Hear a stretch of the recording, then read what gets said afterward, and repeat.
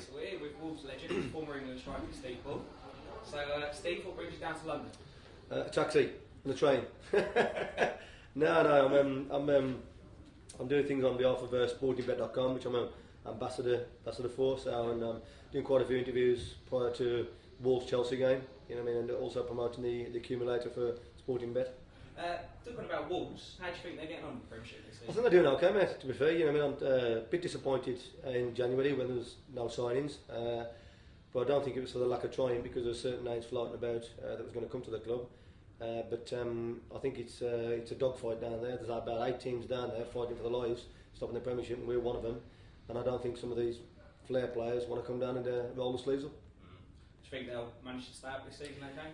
I do, yes, because I think there's that many poor teams down there. You know, I mean, you're looking at, I don't know, not poor teams. You know, as you know, in the same level as Wolves are. You know, we're in the dogfight with like the Wigans, the Burnleys, the Hulls, the Boltons, the Portsmouths, the West Hams. You know, I mean, they're the sixth straight away. You know, what I mean, and you know, if we can finish the top of that pile of them, you know, I mean, I'll be very happy.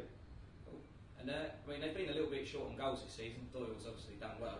Do you think maybe they could get you in as striking coach? Lessons? I'd love to be fair. You know, I'd love to get down there, but as I say, my days are finished now. You know, I mean, the knees are all cracked and swollen and whatever. But I do look back sometimes and think, well, I'd love 20 minutes now. I'd love to just go out there in 20 minutes, because that's what they need. They just need a natural goal scored up there. I think if they could have got somebody like James Beattie, Kevin Nowell, you know, I mean, Stephen Hunt, who could have chopped in with 5-10 goals, that have kept us in that league.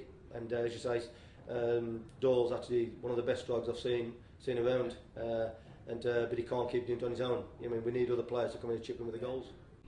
So, I mean, you're in the 3rd division when you first got your England call up, something that's not exactly likely today. I'm thinking, be like Jermaine Beckford, obviously making the England squad.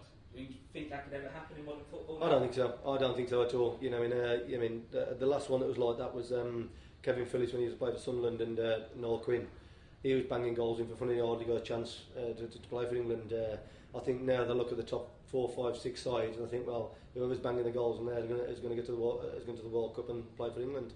I don't think it's going to happen again. Me personally, I don't think it's going to happen again. But I always say, once a goal scorer, I'll always score goals, whatever he plays, whoever he plays for. Well, you managed to score on your full debut against Scotland. What are your sort of big memories about that? Yeah, I mean, if you got all day, I could tell you. But you know, I just spoke to the gentleman before and gone through it in depth, and it's superb, and I can remember it like yesterday. You know, I mean, I think there was 86,000 people there. There was 5,000 England fans at the corner, 3,000 was Wolves fans, saying, "Let the ball loose, bull in a china shop, bull is going to get you." You know what I mean? And it was absolutely superb. And my debut itself, I actually went on, and John Fashioner was limping off. He got a bruised toe or something. I don't know what he got. Whatever. But he come towards me and said, "God's honest," I put my hand out to shake him, and he smacked it. He went, "All the best, babe." I went, "All the best, babe." So I grabbed all his hand and shook his hand like this, and get in the showers, get yourself washed. I'm on now like that. And I got on, and Bob, before I went on, Bob Robson just said to me, he says, "Do what you do for your club, what you've done for Wolves, on the last man on the shoulder, do like faster, straight swap, get your head up, you know, see what you can do."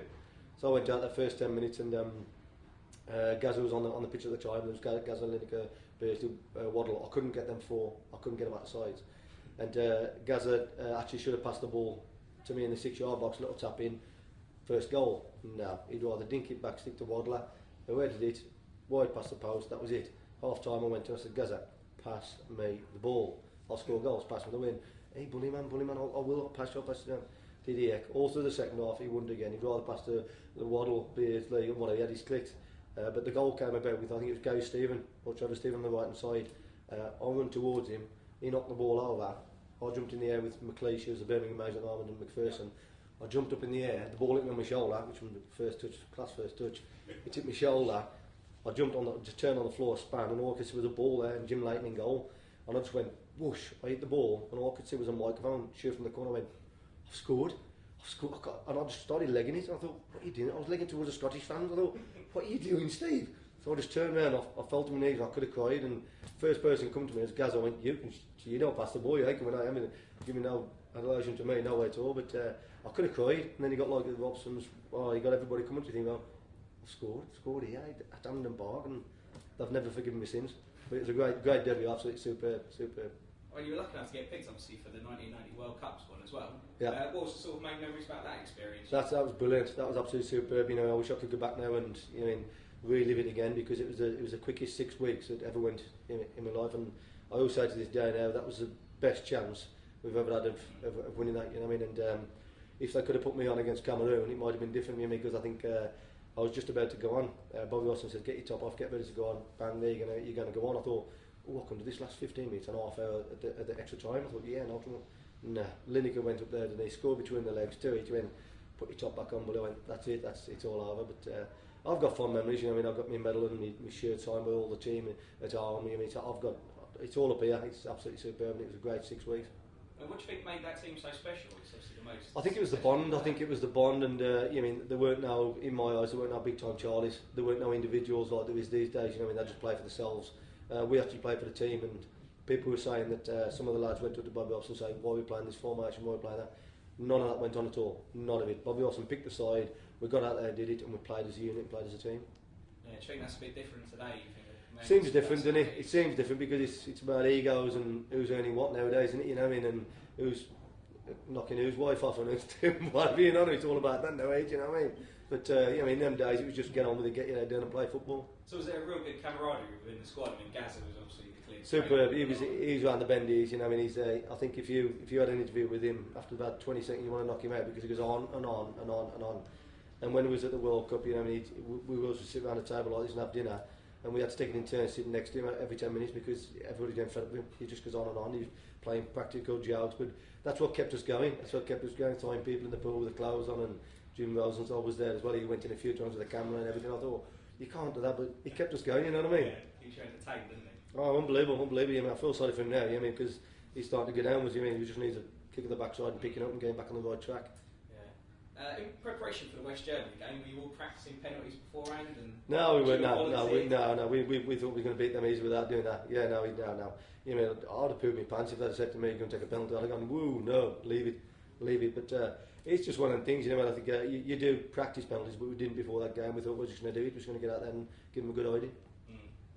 We were talking about the World in Motion songs, a bit of an England sort of classic anthem. Okay, do you think the current players should do a World Cup song this year? Well, by the sound of that one now, because I mean, even I sang on one of them. I think I can't even talk now. Mine sing, but that should do. You know, I mean, because I mean, they should do. And probably do for the heat. You think? I mean, do for charity or something like that. You know what I mean? But it's a good crack. You know, and I think when we was in the studio, I was thinking, well, what are we doing here singing? You know, we've got Barnsley and Gazza doing the rapping, and we're singing back on. No, but you know, got to number one, and I've had a number one. Yeah, so we're saying, I mean, if they did do one this year, maybe you could make another guest appearance. No more appearances singing. No. I'll leave mine to in the bathroom in the shower.